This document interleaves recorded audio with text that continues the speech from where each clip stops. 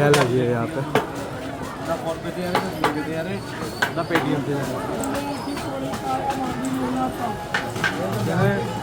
ये आप देख सकते हैं सामने कुआं है जहाँ पर गुस्ल का पानी आता है, और इस गुस्ल के पानी से अंधे को आँख, जो कोड़ी की बीमारी से लैस है उसे कोड़ी में भी शिफा मिलती है, जो बे औलाद है उन्हें औलाद भी नसीब होती है हज़रत के सबके वतफ़े से।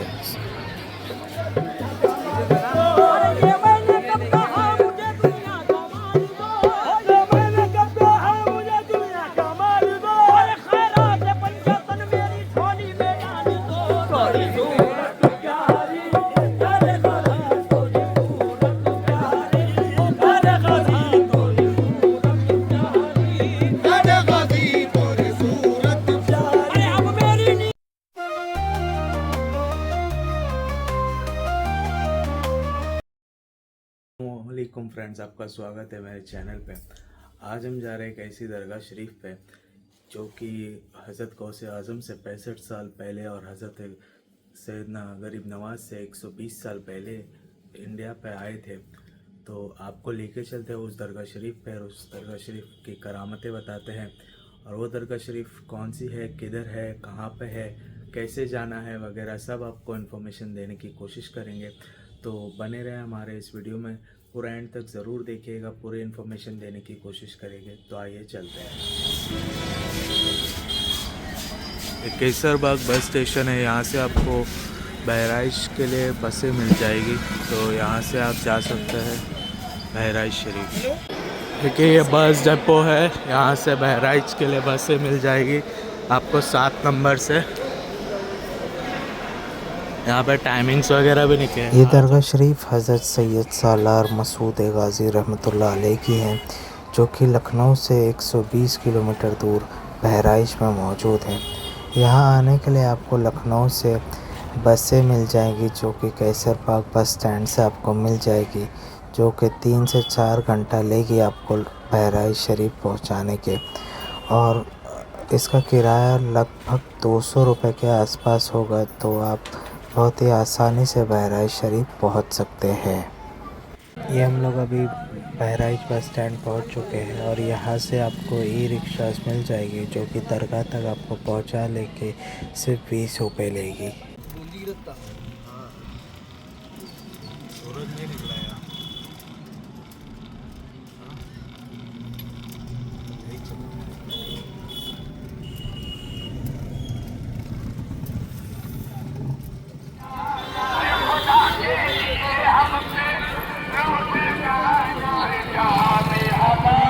यहाँ पे सब शॉपिंग भी आप लोग कर सकते हैं।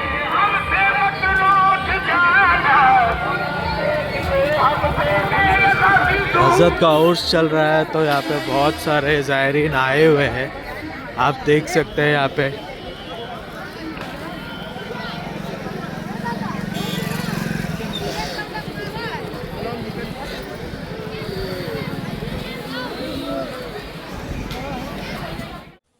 हुजूर सैयद सालार मसूद गाजी रहमतुल्लाह अलैह, ये वो अजीम बुजुर्ग हैं जो हुजूर सैयदना गौसे पाक रहमतुल्लाह अलैह से 65 साल पहले इस दुनिया फानी में तशरीफ लाए और हिंद की जमीन पर इस्लाम का परचम बुलंद किया। आपने महज 19 साल की उम्र में शहादत के जाम को नोश फरमाया। आप वो अजीम बुजुर्ग हैं कि जिनके आस्ताने से आज भी फैज का दरिया जारी वो सारी है। आज हम इसी बुजुर्ग की सवाने हयात के बारे में बात करेंगे और उनकी अजीम शख्सियत से वाबस्ता रूबरू होंगे। हजरत सैयद सालार मसूद गाजी रहमतुल्लाह अलैह की यौम विलादत अंग्रेजी कैलेंडर के मुताबिक 10 फरवरी सन 1014 ईस्वी को अजमेर शरीफ में हुए।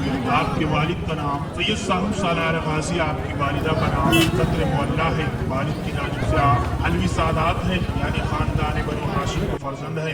आपका नसबनामा कुछ यूं है: सैयद सालार मसूद गाजी बिन सैयद साहू सालार गाजी बिन सैयद अताउल्लाह गाजी बिन सैयद ताहिर गाजी बिन सैयद तैयब गाजी बिन सैयद शाह मोहम्मद गाजी बिन सैयद सैफ मलिक गाजी बिन सैयद मोहम्मद आसिफ गाजी बिन सैयद बतल गाजी बिन सैयद अब्दुल्ला मन्नान गाजी बिन सैयद इमाम मोहम्मद बिन हनफिया बिन सैयदुल औलिया मौलाए कायनात आलमी इमाम अली मुर्तजा रज़ियल्लाहु तआला अन्हु से मिलता है। आप मौलाए कायनात शेर खुदा मुश्किल कुशा ताजदार हलता के फर्जंद हैं। आपकी उम्र जब 4 साल 4 माह की हुई तो रस्म बिस्मिल्लाह हुई, जिसमें तख्ती पर बिस्मिल्लाह लिखने वाले आपके वालिद किस सेना के एक फातिमी सादात अक्सरी कुवत के मालिक हजरत सैयद इब्राहिम रहमतुल्लाह अलैह थे, जिनका ओहदा 12,000 था, यानी वो 12,000 सेना के सेनापति थे। फिर उनको आपका उस्ताद मुकर्रर किया गया। उनके पास तीनों इल्म थे, तलवारबाजी, घुड़सवारी और तसव्वुफ। फिर जब आपकी उम्र 11 साल की हुई तो उस उम्र में पढ़ाई के साथ साथ आपका अमल भी चलता था। आप बावजूद रहते थे। आपने बचपन से कभी फर्ज नमाज नहीं छोड़ी, नफिल के आप बहुत पाबंद थे। दीवान में भी आपके वालिद के साथ बैठते थे। आप बहुत ही उम्दा तलवारबाज और घुड़सवार थे। आप अपने वालिद की तरह एक उम्दा तलवारबाज और जाबाज सिपह सालार थे। आपकी सीरत को देखकर हर कोई आपकी तारीफ करे बगैर अपने आप को रोक नहीं पाता था। अल्लाह तबारक व तआला ने आपको हर चीज नेमत से मालामाल किया था। आपको लाजवाब हुस्न जमाल अता किया था। जब आप अपने लश्कर के साथ दीन की तबलीग के लिए मेरठ पहुंचे, जहां का राजा आपके मामूजान का दोस्त था, उसने आपकी आमद पर खुशी का इजहार करते हुए आपका शाही अंदाज में इस्तकबाल करना चाहा, लेकिन आपने मना कर दिया। आपने उससे कहा, यहाँ मैं ऐशो इशरत करने नहीं बल्कि दीन की तबलीग के लिए आया हूँ। कुछ अरसा रुकूंगा फिर निकल जाऊंगा। उसके बाद आप वहाँ से मुख्तलिफ अनेक जगहों से होते हुए मुरादाबाद पहुँचे, जहाँ पर आज भी कई इलाके आपके नाम से मंसूब हैं। फिर आप लखनऊ होते हुए बाराबंकी पहुँचे। आपको ये जगह बहुत पसंद आई, लेकिन उस वक्त ताकत और जुल्म के नशे में चूर यहाँ के राजा ने आपको पैगाम भेजा कि महमूद गजनवी के भांजे सालार मसूद गाजी तुम यहाँ से चले जाओ, वरना हम बहराइच के राजा से मिलकर तुम्हें कत्ल कर देंगे।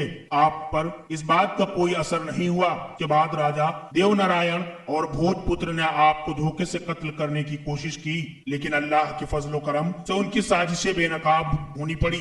आप अभी बाराबंकी ही में थे कि आपकी वालिद माजिदा का इंतकाल हो गया। उनको गजनी में ही सुपर्द खाक कर दिया गया। उनकी दरगाह गजनी में ही है। इस वाक्य के बाद आपके वालिद सैयद सालार आपके साथ बाराबंकी में ही रहने लगे और उन्होंने भी दीन की तबलीग में अपना सब कुछ लुटा दिया। बाराबंकी में कुछ अरसा रुकने के बाद आपने अपने चचा सैयद सैफुद्दीन सालार गाजी रहमतुल्लाह अलैह को बहराइच भेजा, जहां पर राजाओं ने आपको कत्ल करने के इरादे से घेर लिया।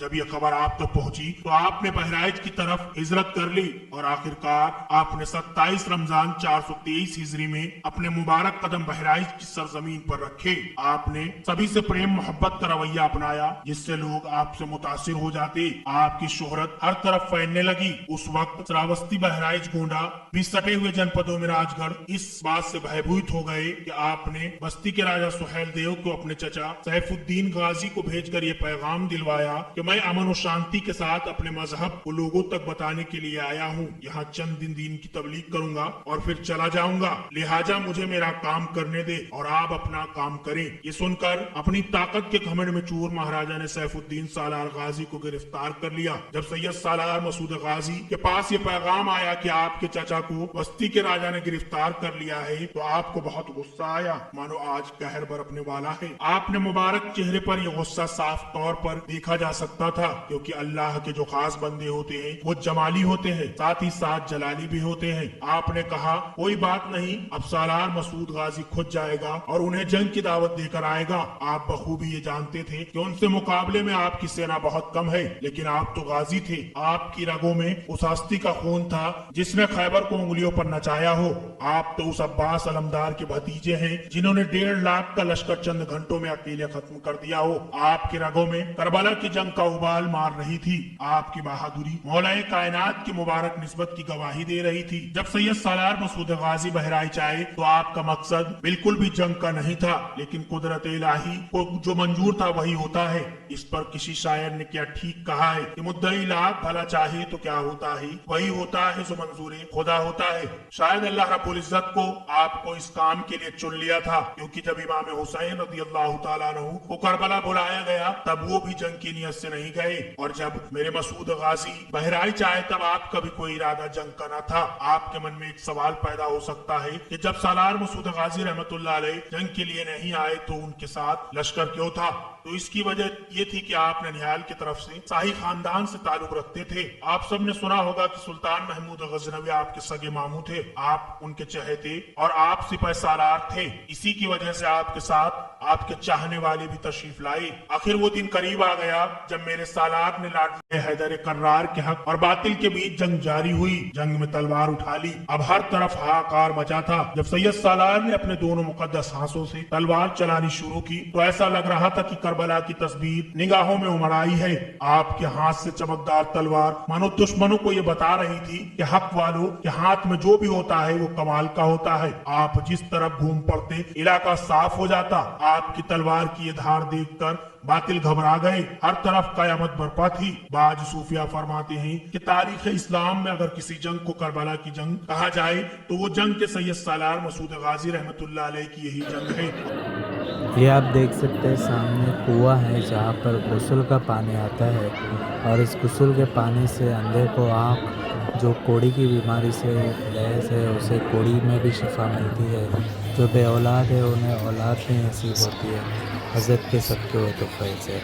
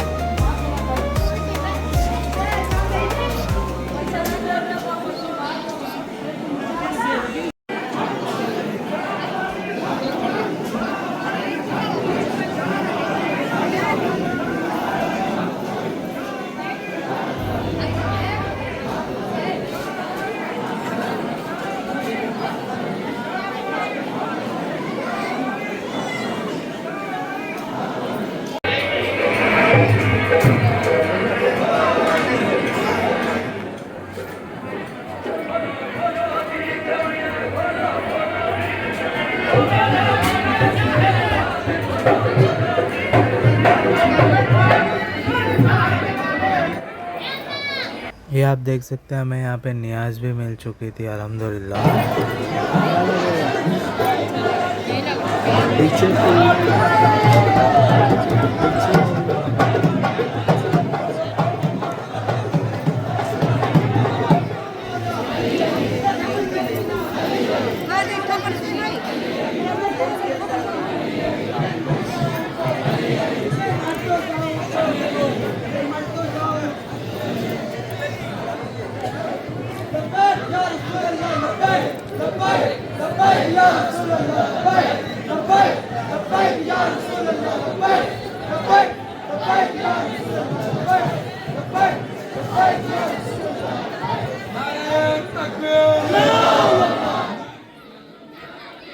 और ये सामने आप जो मुर्गी देख रहे हैं इसकी भी मुरादें होती है, जिसकी मन्नतें पूरी वगैरह होती है वो यहाँ पे आता है, मुर्गी के कुर्बानी देता है। और ये आप देख सकते हैं सामने लोग कोड़ियाँ फेंक रहे हैं। ऐसा कहा जाता है कि जिसकी कोड़ी गुंबद पे लगती है उसकी मुरादें पूरी होती है। अब ये कितना सच है वो अल्लाह बेहतर जानता है।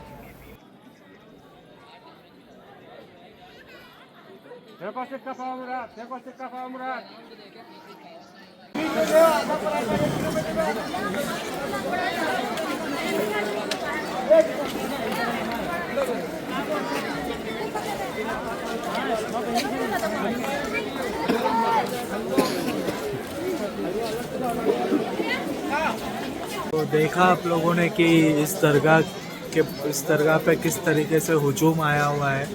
सब ज़ायरीन यहाँ पे आकर अपनी मन्नतें मुनादे पूरी कर रहे हैं।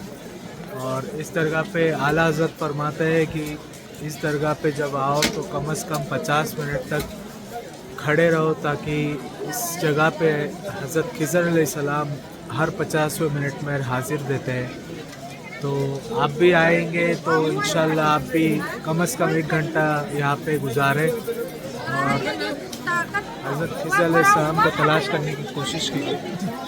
और इस दरगाह के बारे में बहुत कुछ है, बहुत कुछ आपको वीडियो में देख लिया है आपने। तो आपको वीडियो कैसा लगा हो, अच्छा लगा हो तो लाइक कीजिएगा, शेयर कीजिएगा और हमारे चैनल को सब्सक्राइब कीजिएगा। अल्लाह हाफ़िज़।